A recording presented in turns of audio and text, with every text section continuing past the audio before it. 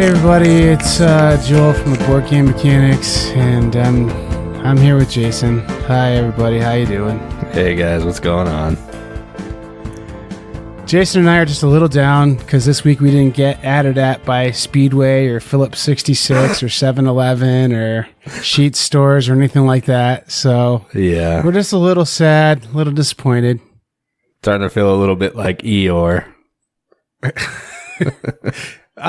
It was kind of cool getting added by Speedway, but we didn't expect. I mean, every week can't be the week of August 20-something where you get added at by Speedway. That's like a monumental life moment there. So yeah, we'll just have to try harder, I guess.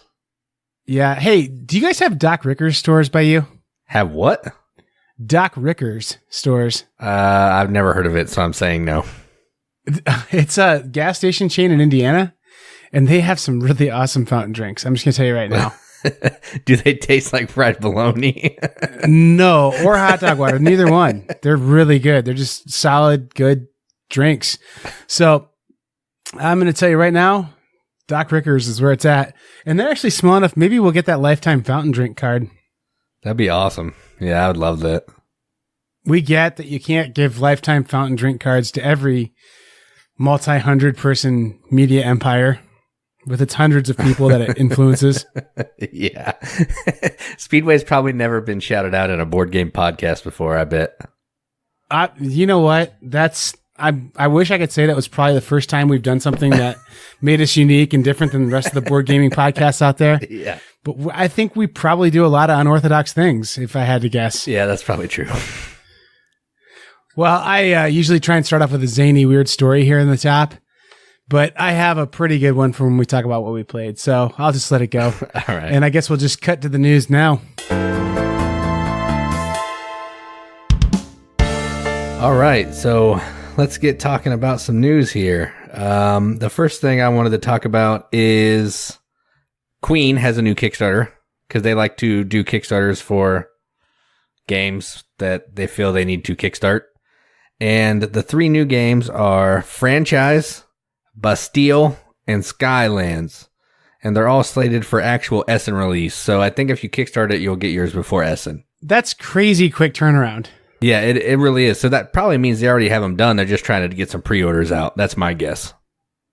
That could be at full MSRP, factory direct. Yeah. Yeah, I'm sure all these games will be $70 because that's how they like to roll. So I'll just wait about 4 or 5 months and get them for $15 because that's also how they like to roll. Right. Like I was thinking the same thing. I was like, this is because they have somebody who's terrible at forecasting demand. And that's why they sell like every one of their games for like $12 on Amazon in like a month. Yeah, it's terrible. I mean, it's good for us and for board gamers, but I don't know how it's good for them at all, but whatever. Right. No, I totally get it for sure. Yeah. So yeah, I just want to talk about that. The only one of those that seems interesting to me is Franchise. It's kind of like an economic route building sort of where you're trying to grow franchises around the country and you're trying to get in big cities and small cities. You're going to make more money if you're in big cities. So kind of Ticket to Ride meets like an economic game. So I thought that one's kind of cool. Yeah, I'll take your word for it. Queen makes some pretty good games most of the time, really. So I don't doubt it. Yeah. The next game I was going to talk about is called Grimmoir by Octopus Games. It's on Kickstarter as we're recording. I think it has like 10 or so days. So after the podcast is published, you should still be able to go back it if you're interested. It's another one of those 2-player Strategoesque games where each player has like a side of enemies or of army. So the card in front is going to attack the card in front for the other player, kind of like Hera and Zeus or Thunder and Lightning-esque. But if you're into that, it has really cool artwork, and it seems like a pretty cool game, and it's got a pretty decent price point. I think like $25 or so. Yeah, I saw this one too. I saw a screenshot of it where someone was excited about it, and I was like, I don't think it's for me, but people were pumped, so I get it. Yeah, I mean, it looks really cool, if nothing else, so there is that. Yeah. Well, Jason, I actually have one that I promised I would share on our podcast too. Oh boy. It's not our typical game that we share, but it's called Oopsy Poopsy. And it's a 5-year-old girl designed this game. That's awesome. And it's on Kickstarter right now. And basically she designed it in an afternoon on Post-it notes, and then her dad's helping her publish it. This is one of these games that, so like the internet used to be a like cold, sterile place, and now it's the most warm and inviting place in the world. But, that's certainly not true. Yeah. But, back when the internet was a little younger, you didn't have like 6 different Facebook groups for everything. And so people had to find forums. And so early adapters to being social on networks, would go to like a forum for, you know, Christian moms or whatever. And I think my wife met this girl's mom on a forum somewhere years ago, and they became friends. So, it's a friend of my wife's daughter that made the game. So kind of cool. And I think we had the exclusive on this one because I'm not sure that I don't think they're really board gamers. I don't think they've got a heavy beat on how to promote this stuff, but it's a cute little game. You can tell it's definitely what Kickstarter was intended for. Like they have a working prototype. They've done some like homemade art and just a real like, I mean, it's a cool game for a 5-year-old to have made for sure. And if she keeps making games, she's going to have a bright future ahead of her in making games. And the basic gameplay is that you're trying to get dogs into your lawn, but people are trying to like lure your dogs away with like bones and different toys and stuff to try and like get them to, you know, like abandon you or whatever. So if you get 5 dogs in your lawn, you win. It seems like a pretty simple little cute game. And the fact that it's done by a 5-year-old, I mean, like that tells you that it's going to be pretty simple, but the fact that she made a functioning game is pretty awesome in itself. So Oopsy Poopsy, still on Kickstarter, I think for at least another 10 days when this comes out. Yeah, I saw your wife post about that, and it seemed kind of interesting. And I didn't realize that whoever designed it was 5 years old. That's really awesome.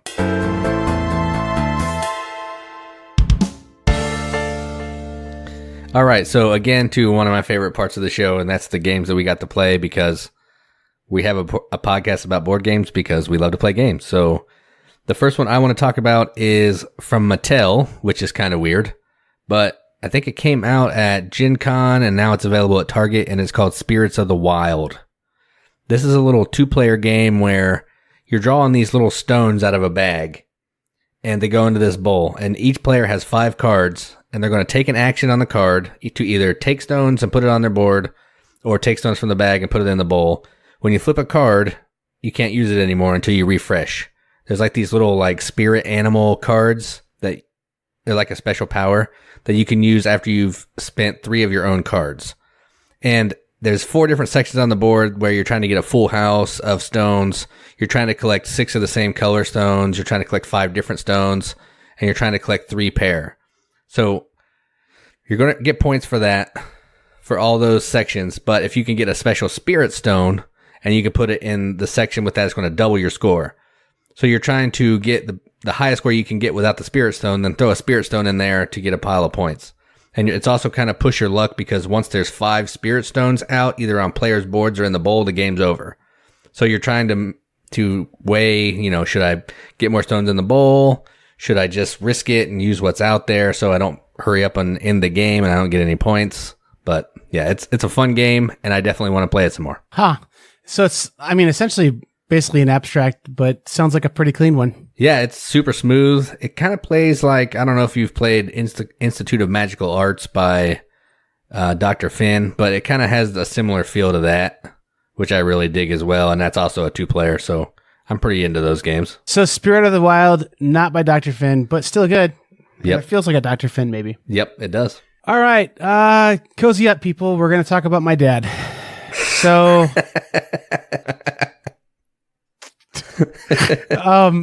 I played games with him over the weekend, and he's fun to play with because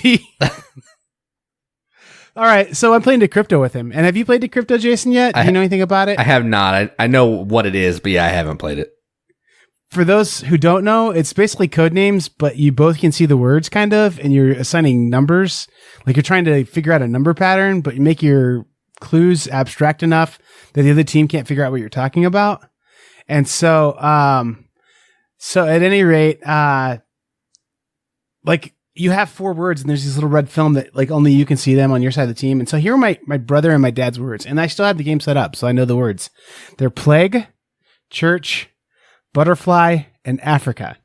And so they're giving clues to like kind of get this clue figured out. Like plague is the one word, church is the 2, butterfly is the 3, etc. And so like the code on the card that they're trying to decode is like, like 421. So they're trying to get someone to figure out synonyms or clues that lead us to understand Africa, church, and plague. And then we're listening to their clues. We get open information on their clues because it's like they're broadcasting them. So we're trying to figure out like, what do these words have in common? And then like, once we can figure out if that word has something in common with another word, we can try and like decode their code. Really fun game, actually. And I didn't know if it was going to be a lot of fun or not. It really is a lot of fun. And I'm not sure if I would have played much code names anymore anyway, but I definitely won't with this game around, because it feels enough same, but it's more fun. So we're playing, and I'm going to tell you, I wish I had my sheet that my dad actually wrote his words on, and Matthew wrote the words on, because Africa started off with, I know the ones for Africa were Chad and Liberia. So we knew it was Africa. Like, right, yeah. Just knew it was Africa. And then all of a sudden, the next word is Rico. Okay? Rico. Yeah. And then butterfly was flower. What? Wings, insect. So butterfly, right? Right, yeah. But then the next word was fret. F-R-E-T. What? And then church was like steeple and pulpit. And then like, I think it was churn was the next word. And then plague had like sick, black, and like pestilence were like the words that they had. Okay. And so like we have these all pretty well figured out, but the next word for plague was ugly. So my brother is sitting there playing with my dad, and I'm playing with, buddy Jed, who needs to get a guest spot on this show at some point because he gets mentioned enough. But he and I have never been beat in this game, by the way, because that's another story. But anyway, like we're really hard to beat at this. So my dad thought he would throw us a curveball, and my brother's like looking at these clues trying to figure out what the heck is he talking about. And then finally, like he just makes his face and real matter of factly goes, we forfeit. We've been cheating. I just found out we've been cheating. You guys win, but we might as well play this out and just see how it goes. What my dad was doing was taking like chunks of letters from the words and then adding to them, or like putting words in like reverse order. Like, so butterfly has the word fret in it in reverse, like, and just stuff like that. So like the more fun part on it was like, I'm like, you can't do that. Like you have to use like clues referring to their meaning, not, like spelling or, whatever. And he goes, you never said that? And my brother goes, no, he only said it like 7 times. So like my brother had my back, which felt good, but that's a fun little game. Decrypto, got a chance to play that and really enjoyed it. So yeah. Yeah, we were going to pick that up at Origins, but I steered Katie away from it because I wasn't sure if it would be cool, but I might have to check it out. I think the guys at my church would dig it, so I might have to pick it up. Well, it's pretty cheap too, but BGMCon upcoming in the next month, I hope. We'll check it out. Cool. All right, another game I played is a cooperative game by the guy who did Elder Sign, Richard Lanius, and this is Planet of the Apes. So essentially what you're doing in this is you are playing through the movie, so you get stranded on the island or the planet, then you're trying to work your way out of being held captive and fix your ship and all that, and you're trying to just roll dice to complete these encounters. When you roll dice, you're moving your Charlton Heston figure up this track, and you're trying to complete all of the scenes before the Statue of Liberty hits 0. So I've played it twice, and we've lost terribly both times. It's really hard, but it is pretty fun for a co-op game, and this is my kind of co-op game because I like co-ops that have luck in them for some reason. They're more fun to me. So I really like Planet of the Apes. And I guess this is a good segue for us to just talk about what's happening over on the YouTube channel. Jason does have a review this one up. Check it out. We're getting at least, I think, 3 or 4 reviews up a week on our YouTube channel. So for just 2 guys who work full time putting out stuff, and Jason doing 75% of the putting out stuff, probably, that's a fair amount of content, I think. So I picked it up a little bit, and Jason's been really steady with having a couple of videos every week at least. So check out our YouTube channel. It kind of started as an afterthought, but I think it's honestly probably as legitimate as this podcast at this point. So check out those reviews over there, and you can just find us by looking for Board Game one word, compound word, mechanics, it's going to say, did you mean board space game mechanics? And no, you didn't mean that. No, so click on the like bottom one and it'll bring you right to us. So, Yep. But that's cool. The last game I want to talk about I played was Gizmos, and this was kind of all the hotness at Origins to play and then all the hotness to buy at Gen Con. This one's really cool. It's one of those games that Cool Mini's putting out that has 0 miniatures in it. So I think the fact that they went to CMON as their name is because they're not putting miniatures in a lot of the games. But yeah, like not even a miniature for a first player marker or anything in this one. So, but a really quality game. I don't know if you know a lot about it, Jason, but it's an engine builder. It reminds me of Race for the Galaxy a little bit in that like you're getting more and more processes to fire when you take a specific action. But instead of having to spend your cards out of your hand to make things fire, it has this really cool thing where you draw marbles and then you're trying to get certain colored marbles. It's definitely like half as simple as Race for the Galaxy. So you can play this with about anybody, but it's a lot of the fun of it. So I don't think there's quite maybe the heavy strategy involved with it that like Race for the Galaxy has, but it doesn't have all that like learning symbols kind of stuff. It's something that you could learn how to play in 5 minutes and be playing and really enjoy. So I got to play this one thanks to a couple of the Riveted out there who had this one, as well as I had a chance to play Welcome to before that because of these same people. So they're way into the hotness and we're all benefiting from it because I'm not buying hot games as much anymore. So thanks for them for showing this game to me. But Gizmo is a really cool little game. Yeah, it's good to have some buddies like that. Like my one buddy is super into the hotness and he's coming over tomorrow and we're going to play. So it's nice that I get to play the hotness without having to buy it. Well, anyway, that's what we played, I guess. And what did you play? Go tell us over on our Facebook page where we love to interact with you guys. And actually, there's a subgroup in there where you guys are able to have your conversations pop up and be a real big part of the community, which is the Riveted. So if you go to theriveted.com, I think it'll go right to our Facebook group. So it's not hard to get in. The password is, I don't know, whatever you wanted to make it. So yeah, the password is click join and then we'll let you in.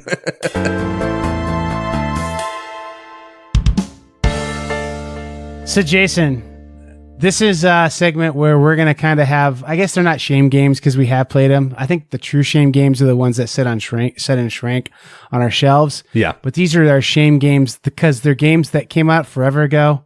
And for whatever reason, we didn't get around to playing them. Maybe they're games that came out before we were really gaming much. But these are games that we've played, I think I want to call it recently. I don't think there's a specific time frame for when we were exposed to these games. But they're games that have been out for a while and we got to play them. And Jason, I think you and I are now what we both would call veteran board gamers. Yeah. And I'd agree. And I don't know if you know this or not, but if you look at the front page of Board Game Geek and you think it's acceptable, you might be a veteran board gamer. If you traded your copy of Settlers of Catan for El Grande, you might be a veteran board gamer. I did not do that. If you call it Settlers of Catan, you might be a veteran board gamer. I do that, yes. So anyway, hit us up with you might be a veteran board gamer. That's a new hashtag. Like, not that anyone ever uses the hashtags we mention in here, but I think that'd be a fun thread.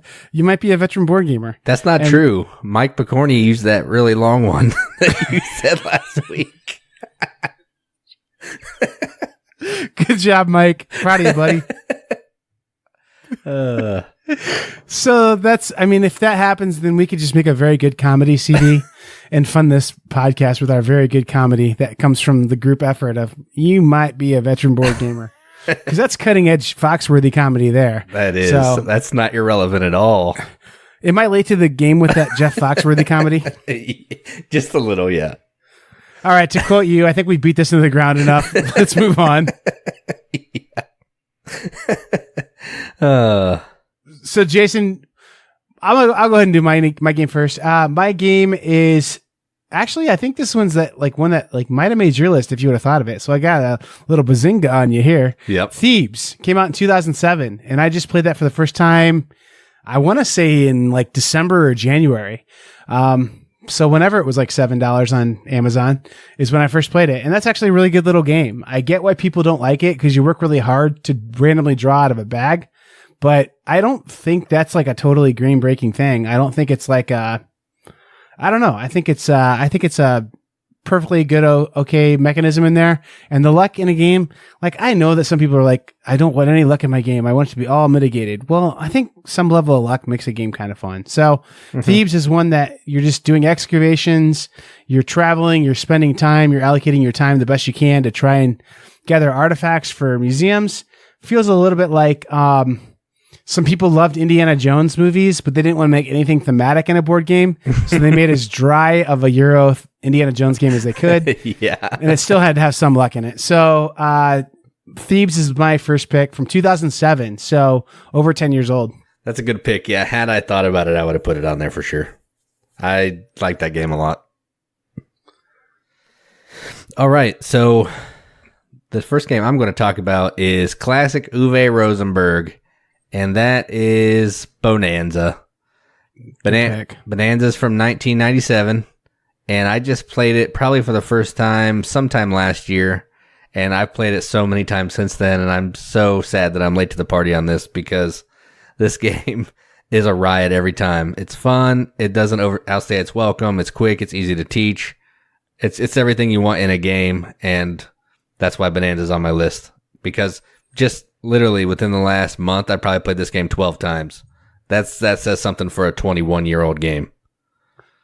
I really like it. I've played it a lot with kids and stuff, and I was late to the game on it too because I played it for the first time like when it was only like 15 years old, not 20 years old. Right, so I mean, yeah. like, it's just amazing it's that old of a game, and then that mechanism in there of like you can't rearrange the cards in your hand and you have to deal with the stuff you're given. Yeah. Like I've never seen that in another game. And like usually when a mechanic comes out that's cool, like people are like, oh, I'm going to mix this with miniatures and worker placement.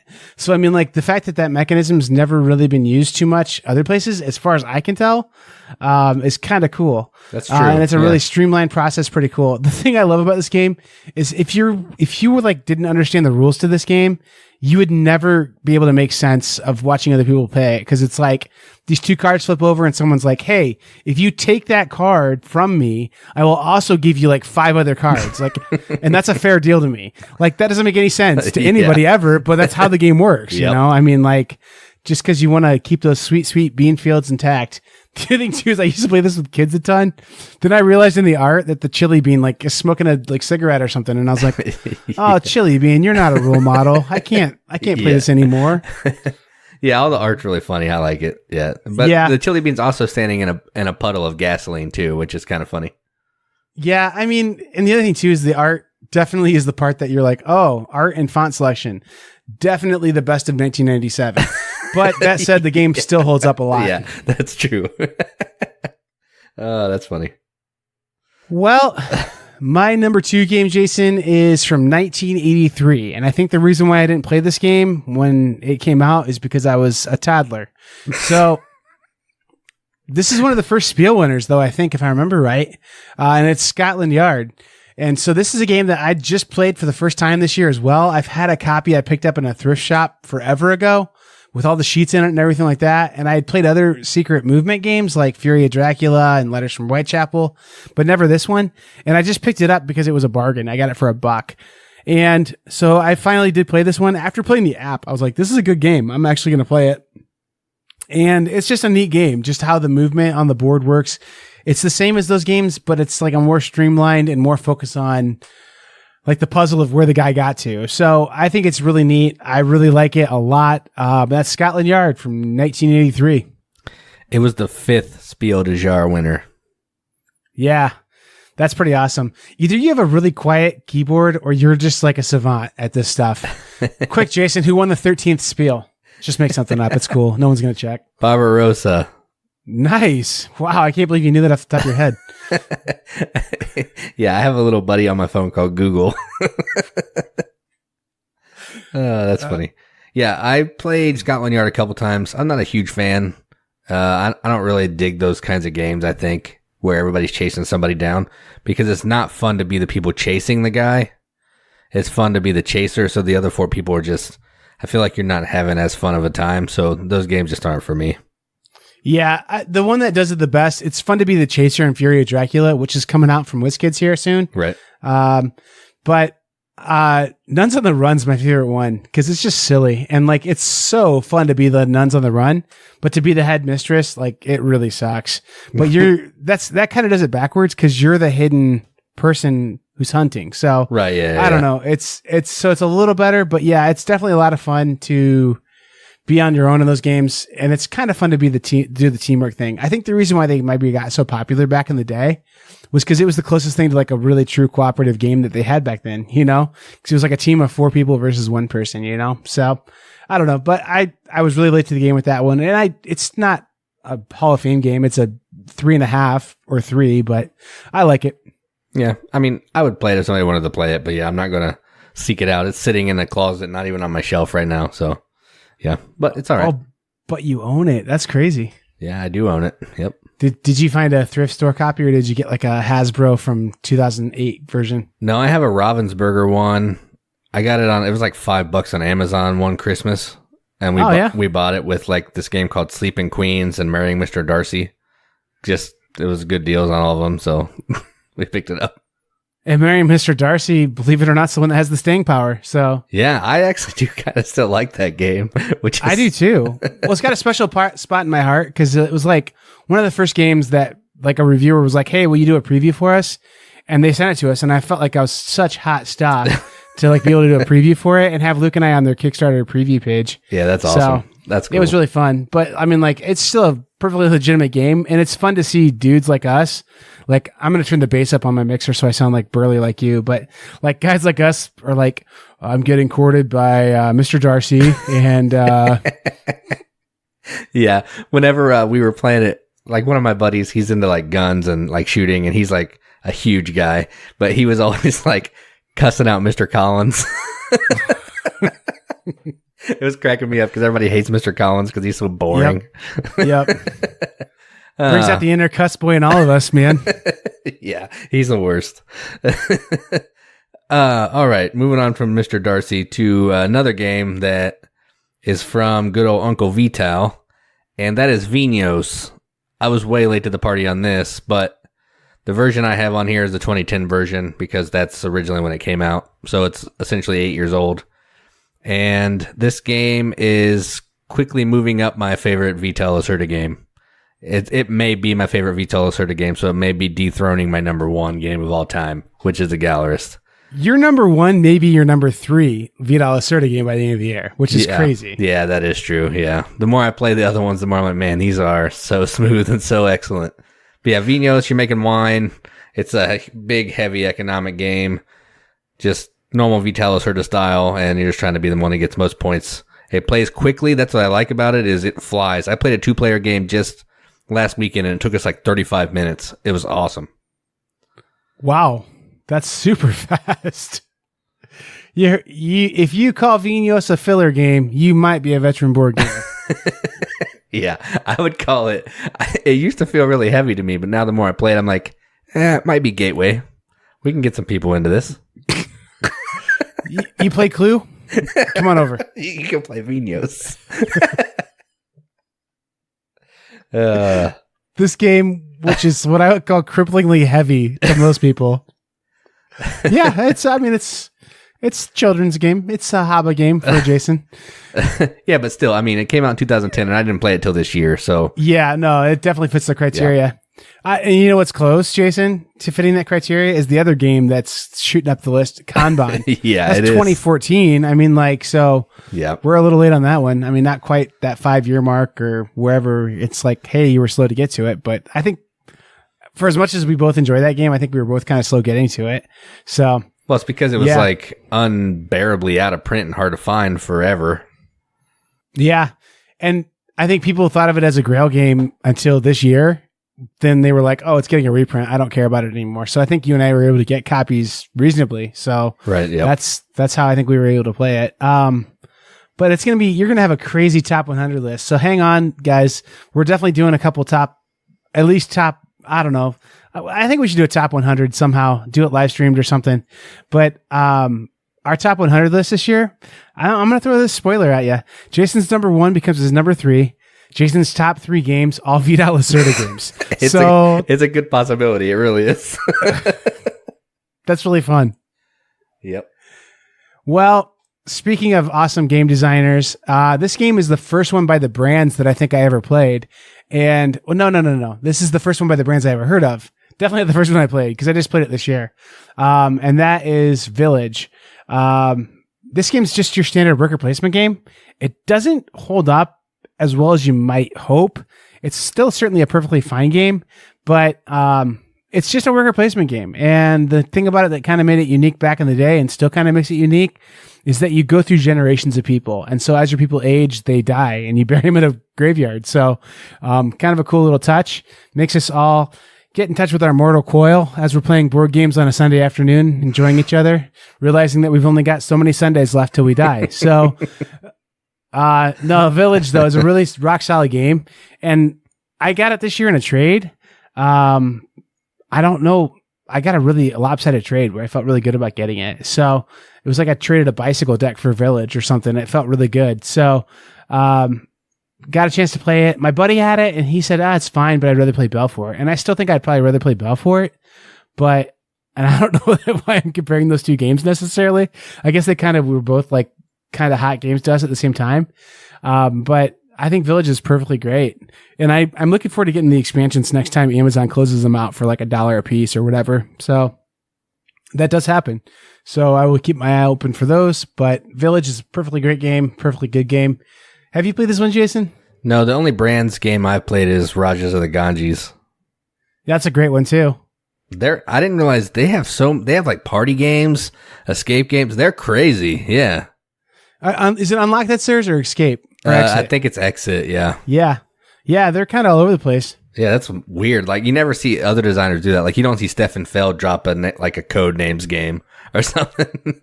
It's just strange.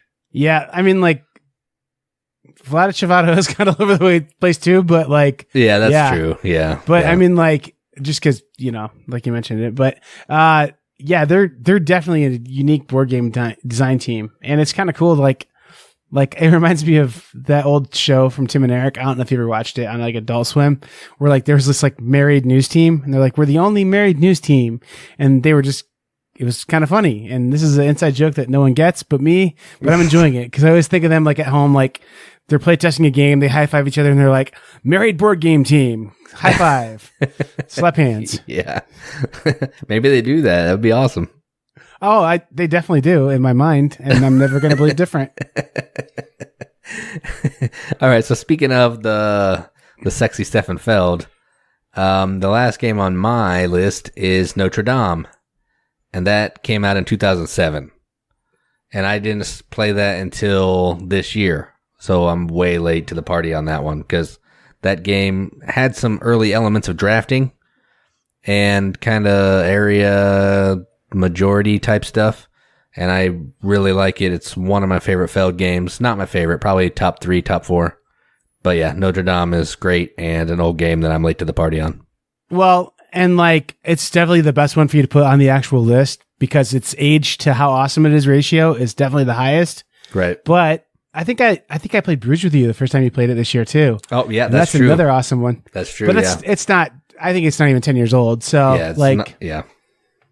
So yeah, Macau, another really awesome older one. I would love to play Macau, but that's like $90 on BGG.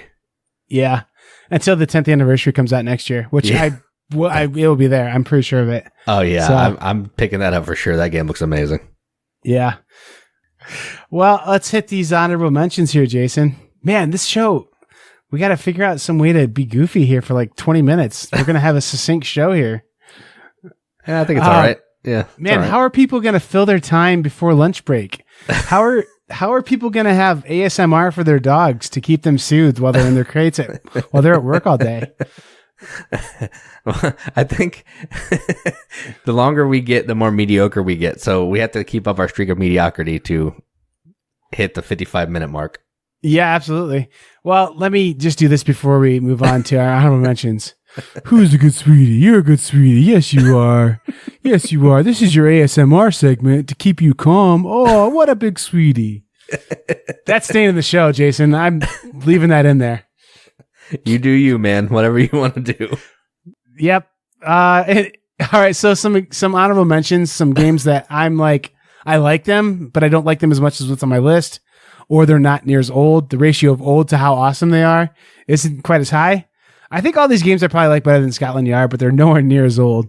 And that is, okay, Jaipur, however you say it, the 2-player game where you have camels and stuff. That game's really good, and I think I played it for the first time a few years back, but now I finally own a copy and play it regularly. Just a cool little couples game. Chicago Express is from 2009. This is a really good train game. I'm kind of on a train game kick lately. Oh man, Boxcars. That's one that I should have had on here too. I played it for the first time when it was 30 years old probably, but that was 4 or 5 years ago. But that's another great train game that's super old. And then Innovation, which has that also cool splaying technique in there. And I played it for the first time in the last year or so. Not that I love those games, but I do love Jaipur, whatever. But the other two are just fine and kind of older, and I didn't play them for a long time. What about you, Jason? What are some stuff that? What are some games that you didn't quite make it on the list with, but you thought, hey, that's a cool game? I have my favorite Feld game on here, or maybe second favorite, The Year of the Dragon. That's from 2007. I played that last year, maybe sometime. So 10 years after the fact. Shogun, not like Samurai Swords, but the Durkin Cube Tower game. I just played that this year actually, and that's from 2006. And I really dig that game. The Hanging Gardens, which is probably one of the most fun old games I've played in a while. Where it's like where the table's lava and you can't put cards on the blank table. They have to be touching another card. But that's from 2008. That's fun. And of course, Revolution from 2009. That's crazy. Yep. I just played that, and that's going to make my honorable mentions for sure. They're still putting out expansions for it, and it's 10 years old. Yep. And doesn't get any promotion at all.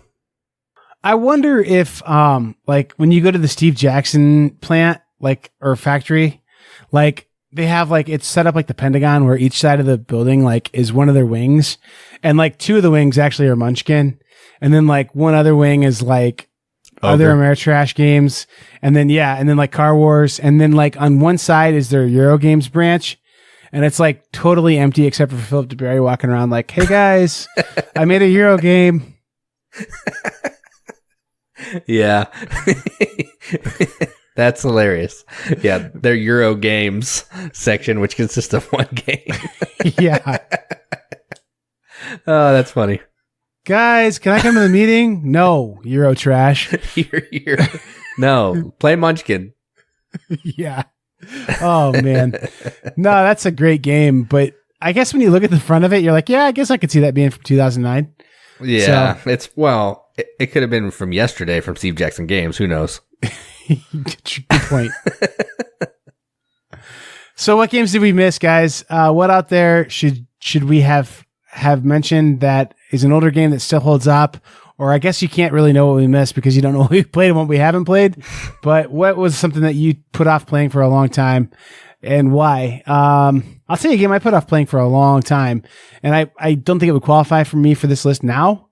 But Zolkin. I didn't play that forever because I thought it was a gimmicky 2012 game. Yeah. I was like, oh, what a gimmick. It's a 2012 cash-in. How is it so hot? And then it's stupid. People love this game so much.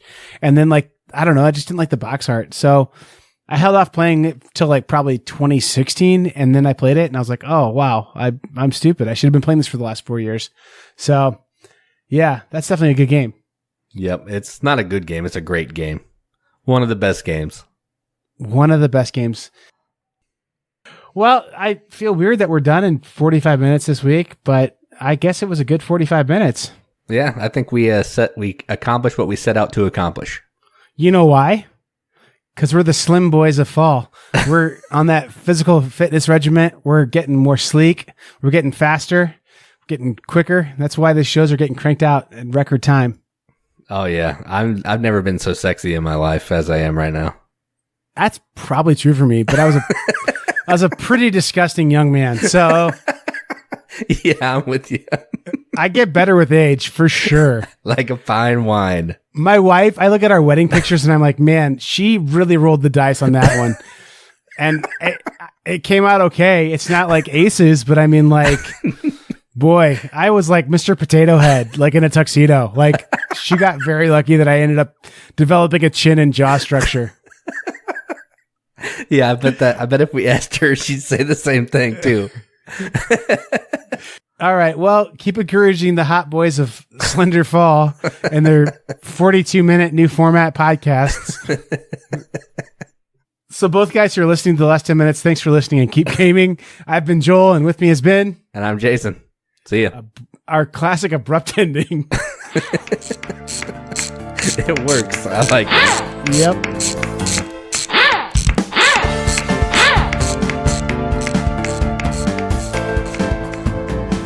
So it's not really a rivalry if Speedway won't pay attention to us. So I think I'm probably done with that. Yeah, that's probably true.